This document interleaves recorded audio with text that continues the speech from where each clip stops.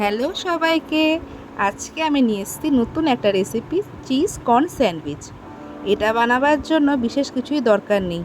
প্রথমে আমি একটুখানি কর্ন, একটু গাজর, একটু ক্যাপসিকাম আর একটু আলু সেদ্ধ করে নিয়েছি।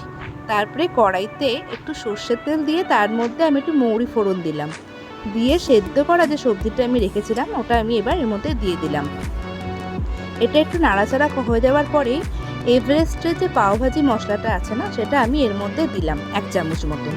তাতে কি স্বাদটা খুব সুন্দর বেরোয়। ওটার মধ্যে আমি 1 চামচ এভারেস্টের পাওভাজি মশলাটা দিয়ে দিলাম। দেওয়ার পরে একটু নাড়াচাড়া করে ওর মধ্যে আমি আন্দাজ মতন একটু নুনও দিয়ে দিলাম। দিয়ে ভালো করে নাড়াচাড়া করতে লাগলাম। আপনারা চাইলে এখানে হলুদ দিতেও পারেন, না দিতেও পারেন।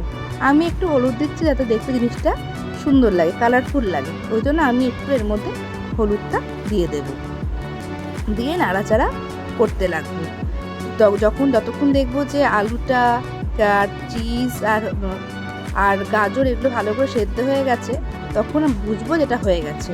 এবার আরেকটুখানি টেস্ট করার জন্য আমি একটুখানি টমেটো সসও দিয়ে দিলাম। টমেটো সসটা দিলে পরে একটুখানি টেস্টও ভালো লাগবে। এই যে আমার এটা তৈরি হয়ে গেছে। আমি এটাকে এবার উঠিয়ে ঠান্ডা করতে দেবো। এরপর আমি স্যান্ডউইচটা বানাবার জন্য তৈরি করছি। এখানে আমি 6 পিস ব্রাউন ব্রেড পাউরুটি নিয়ে নিয়েছি। এখানটায় আমি একটু গ্রেট করা চিজ নিয়েছি, একটু মেয়োনিজ নিয়েছি, আর এই সবজিটা যে বানালাম সেটা নিয়েছি, আর হচ্ছে একটুখানি টমেটো সস। প্রথমেই আমি কি করেছি, পাউরুটির মধ্যে একটু টমেটো সস আর মেয়োনিজ মাখিয়ে রেখে দিয়েছি। তারপরে যে আমি পুরটা বানালাম কর্নের, সেটাকে আমি ভালো করে চামচ দিয়ে পুরো পাউরুটিটার মধ্যে মাখিয়ে নিচ্ছি। আর একটা লেবেল করে দিচ্ছি যাতে এগুলো বেরিয়ে না যায় মধ্যেখান থেকে। সুন্দর করে আমি এটা সবগুলো পাউরুটির মধ্যে দিয়ে দেব। ভালো করে লেবেল করে দিচ্ছি। দিয়ে দেওয়ার পরে এই দেখুন আমি কেমন করে দিলাম, ঠিক এমনি করে আমি দিয়ে দিয়েছি। এরপরে আমি যে চিজটা গ্রেট করে রেখেছিলাম আমি ওপর দিয়ে ছড়িয়ে দেবো। চিজটা দিলে পরে একটু ক্রিমি ক্রিমি ভাবটাও আসে, দেখতেও ভালো লাগে আর স্বাদটাও ভালো লাগে। তাই জন্য আমি চিজটা দিয়ে দিলাম। দিয়ে দেওয়ার পরে আরও যে 3 পিস পাউরুটি ছিল ওপর দিয়ে আমি দিয়ে দিচ্ছি। ভালো করে হাত দিয়ে চেপে দিলাম। দিয়ে এরপরে আমি একটা ননস্টিক চাটু নিলাম, তার মধ্যে কিছুটা বাটার দিয়ে দিলাম।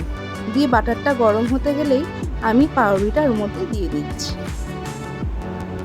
দিয়ে দেবার হতে থাকুক, ততক্ষণ বলি আমি চেষ্টা করি কি বাচ্চাকে একটুখানি নতুন নতুন টিফিন দেওয়ার জন্য। এই টিফিনটা নিয়ে বাচ্চাদের মনে কিন্তু অনেক ইয়ে থাকে। আমরাও যখন ছোট ছিলাম তখন আমাদেরও মনে হতো টিফিন টাইমে যে টিফিনটা করে দেখি তো মা আজকে কী টিফিন দিয়েছে। ওই একঘেয়ে রুটি তরকারি কার খেতে ভাল লাগে বলুন সবসময়। তাই জন্য আমি চেষ্টা করি আমার ছেলে মেয়েকে নিত্য নতুন টিফিন বানিয়ে দেওয়ার জন্য। যেটুকু আমার মাথায় আসে আমি সেভাবে করে দিই। আর এই চিজ কর্ন স্যান্ডউইচটা দেখতে যেরকম সুন্দর লাগছে, খেতেও ওরকম সুন্দর লাগছে। নানা রকম সবজি দিয়ে সবজিগুলোও খাওয়া হয়ে গেল আর পেটটাও ভরে গেল। ওই জন্য আমি চেষ্টা করি বাচ্চাগুলোকে এটা দেওয়ার জন্য। যখন আমি ছোট ছিলাম আমারও তখন মনে হতো, তো আমাদের সময় তখন তো এত কিছু ছিল না। আমার যেহেতু আমি মিষ্টি ভালোবাসি, আমার মাকে বলতাম মা চিনির পরোটা বানিয়ে দেবে। সেটা একদিন আপনাদেরকে আমি জানাবো যে কেমন করে মা বানিয়ে দিত। ওটাও আমার খেতে দারুণ লাগতো। দেখুন কথা বলতে বলতে ওই পাউরুটিটা হয়ে গেল, আবার অন্য একটা পাউরুটি আমি নিয়ে নিলাম। নিয়ে ওই পাউরুটিতে মনে হলো একটু বাটারটা কম ছিল, তাই জন্য আমি আরেকটু এর মধ্যে বাটারটা দিয়ে দিলাম। দিয়ে ভালো করে এই পিসটা লাল হয়ে যাবার পরে ওই পিসটা উল্টে দেবো। এর মধ্যে কি চিজটাও গলে যাবে।